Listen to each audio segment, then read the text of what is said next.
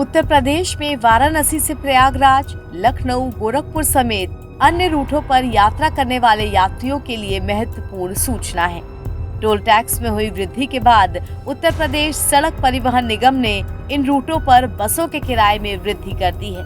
ये बढ़ा हुआ किराया मंगलवार से लागू हो गया है। जी हाँ, यूपी रोडवेज बसों का किराया बढ़ गया है। 1 अप्रैल से हाईवे का टोल टैक्स बढ़ने के बाद ये किराया बढ़ाया गया है। परिवहन निगम ने साधारण और एसी बसों के किराए में 1 रुपए से लेकर 3 रुपए तक की बढ़ोतरी की है, लेकिन वाराणसी आजमगढ़ रूट पर किराया पहले जैसा ही रहेगा।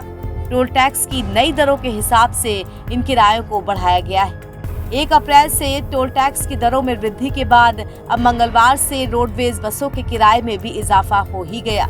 इससे यात्रियों को अब अपनी जेब थोड़ी ढीली करनी होगी।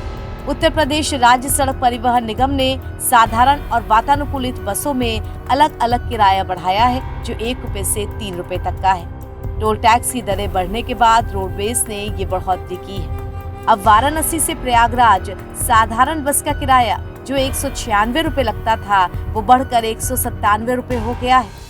वहीं वाराणसी से गोरखपुर साधारण बस का किराया जो 323 रुपए था, वो अब बढ़कर 326 रुपए हो गया है।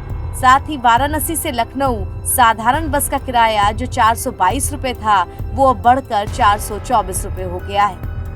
रामपुर से दिल्ली, मथुरा, नोएडा, लखनऊ, बरेली, मुरादाबाद, हल्द्वानी और लखनऊ जाने वाले रूट पर भी किराया बढ़ गया है। यहाँ यात्रियों को 1 रुपया ज्यादा देना होगा। गौरतलब है कि इससे पहले जून 2024 में भी यात्री किराए में वृद्धि की गई थी। वाराणसी परिक्षेत्र की 523 बसों से रोजाना लगभग 10,000 यात्री सफर करते हैं। किराए में हुई इस वृद्धि से इन यात्रियों को अब थोड़ा अधिक भुगतान करना होगा। रोडवेज प्रशासन ने यात्रियों से अपील की है कि वो इस मामूली वृद्धि को समझें, क्योंकि ये टोल टैक्स में हुई वृद्धि के कारण आवश्यक हो गई थी। साथ ही उन्होंने यात्रियों को बेहतर सेवाएं प्रदान करने का आश्वासन भी दिया है। टोल टैक्स में वृद्धि के चलते वाराणसी से प्रयागराज, लखनऊ, गोरखपुर समेत अन्य रूटों पर रोडवेज बसों के किराए में मामूली वृद्धि कर दी गई है। यात्रियों को सलाह दी जाती है कि यात्रा से पहले नए किराए की जानकारी प्राप्त कर लें और उसी के अनुसार अपनी यात्रा की योजना बनाएं।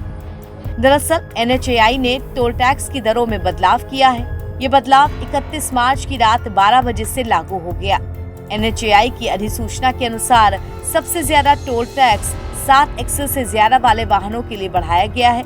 इसके साथ ही कार, जीप और अन्य वाहनों को भी बढ़ी हुई दरों पर टोल टैक्स देना होगा।